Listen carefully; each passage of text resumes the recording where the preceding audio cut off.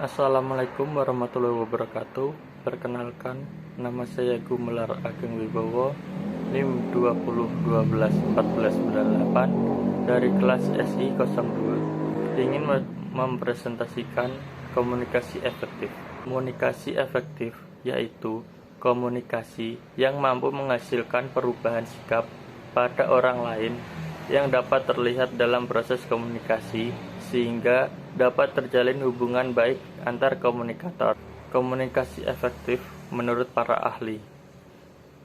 Menurut Joseph A. De Vito, komunikasi yang efektif disebabkan adanya pengertian, dapat menyebabkan kesenangan, mempengaruhi sikap, menjalin keberlangsungan sosial yang baik. Sedangkan menurut Deddy Mulyana, komunikasi bisa disebut efektif jika pesan diterima dan dipahami apa adanya seperti apa yang dimaksudkan. Pesan akan berlanjut dengan adanya perbuatan oleh komunikan serta dapat meningkatkan keberlangsungan hubungan antara komunikan dan komunikator. Unsur-unsur komunikasi. Untuk dapat berkomunikasi secara efektif, kita perlu memahami unsur-unsur komunikasi. Di antaranya yaitu 1. Komunikator. Komunikator adalah pengirim pesan kepada komunikan dengan menggunakan media tertentu. Unsur yang sangat berpengaruh dalam komunikasi karena merupakan awal terjadinya suatu komunikasi. Kedua, komunikan. Penerima pesan dari komunikator, kemudian memahami, menerjemahkan, akhirnya memberi respon. Ketiga, media. Saluran yang digunakan untuk menyampaikan pesan sebagai sarana komunikasi berupa bahasa verbal maupun nonverbal. Wujud berupa tulisan, gambar, bahasa tubuh, bahasa mesin. Keempat, pesan. Komunikasi berupa pesan yang disampaikan oleh komunikator kepada komunikan. Kejelasan pengiriman pesan dan penerima pesan sangat berpengaruh dalam komunikasi. 5. Tanggapan. Merupakan komunikasi secara respon atas penerima pesan, diimplementasikan dalam bentuk umpan balik atau tindakan sesuai dengan pesan yang diterima. Tujuan komunikasi efektif. Tujuan dari komunikasi efektif adalah memberikan kemudahan dalam memahami pesan yang disampaikan antara pemberi informasi dan penerima informasi sehingga bahasa yang digunakan oleh pemberi informasi lebih jelas dan lengkap, serta dapat dimengerti dan dipahami dengan baik oleh penerima informasi atau komunikan.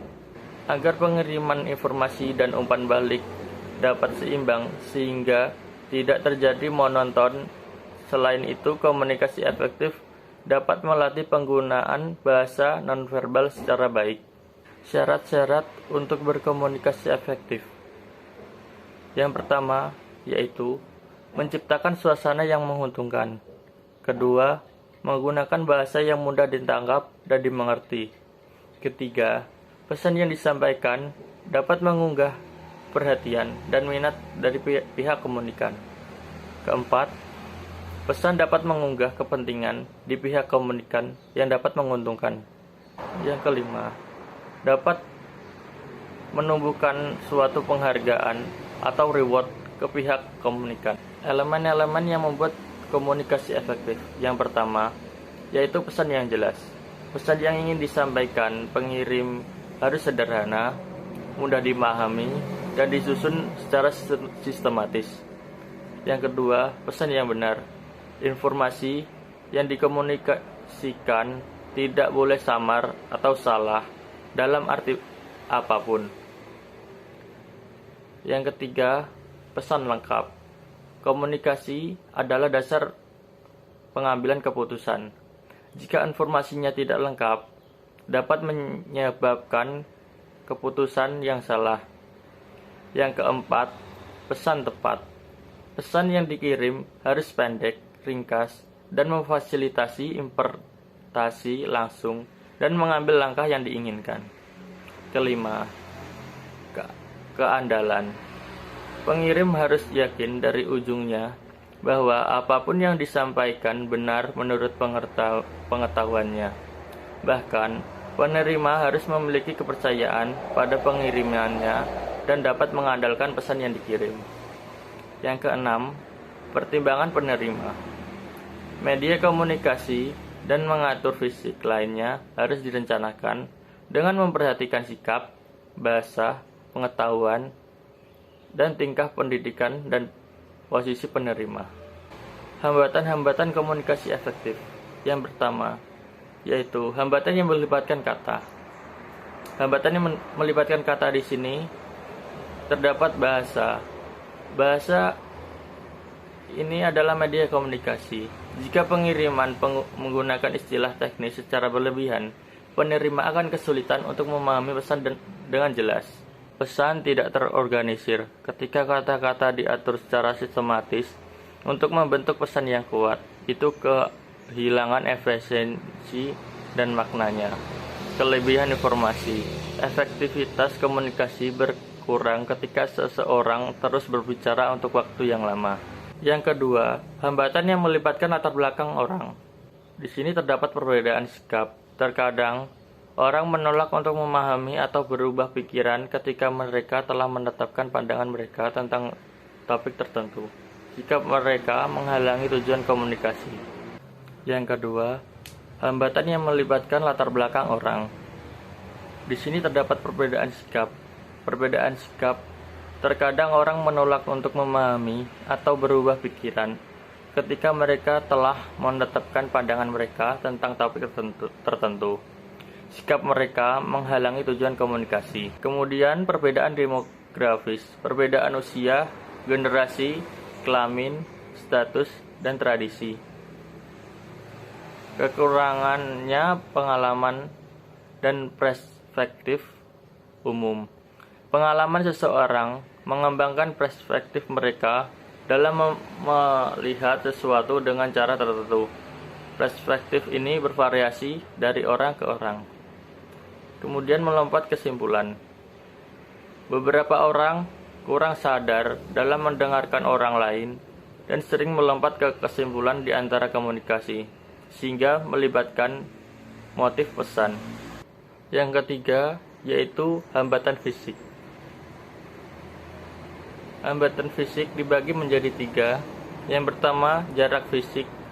Ketika orang berkomunikasi dalam jarak jauh, mereka kehilangan aspek komunikasi nonverbal karena gerakan dan ekspresi penerima tidak dapat ditafsir. Kedua, kebisingan.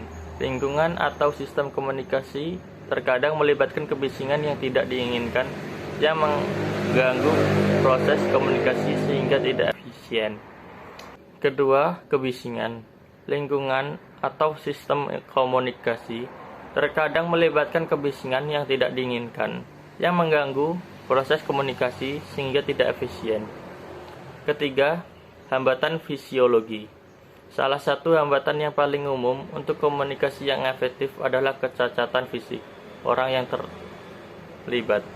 Sehingga diantaranya adalah gangguan pendengaran, penglihatan yang buruk, gagap, dan lain-lain. Keterampilan yang diperlukan dalam proses komunikasi efektif yaitu pertama, ketaatan. Seseorang harus memiliki keterampilan mengamati yang tajam untuk mendapatkan lebih banyak pengetahuan dan informasi. Kedua, kejelasan dan singkat. Pesan yang harus disusun dengan kata-kata sederhana dan harus jelas dan tepat untuk menciptakan dampak yang diinginkan pada penerima. Ketiga, mendengarkan dan memahami. Keterampilan paling penting dalam diri seseorang adalah dia harus menjadi pendengar yang baik, waspada, dan sabar. Ia harus mampu memahami dan menafsirkan pesan yang baik. Yang keempat, kecerdasan emosional. Seseorang harus sadar secara emosional dan mampu mempengaruhi orang lain dari dalam. Yang kelima, percaya diri. Menjadi salah satu keterampilan komunikasi yang sangat penting. Kepercayaan diri meningkatkan kelayakan pesan yang disampaikan. Keenam, Komunikasi nonverbal. Untuk terhubung dengan penerima dengan cara yang lebih baik, pengirim harus melibatkan komunikasi sarana nonverbal juga. Ini termasuk gerak tubuh, ekspresi wajah, kontak mata, postur tubuh, dan lain-lain. Ketujuh, pemilihan media yang tepat. Pemilihan media yang tepat untuk komunikasi juga merupakan keterampilan. Anda perlu memilih media yang sesuai dengan situasi, prioritas pesan, sudut pandang penerima, dan lain-lain. Sekian dari saya, kurang lebihnya mohon maaf. Wabillahi taufik wal hidayah. Wassalamualaikum warahmatullahi wabarakatuh.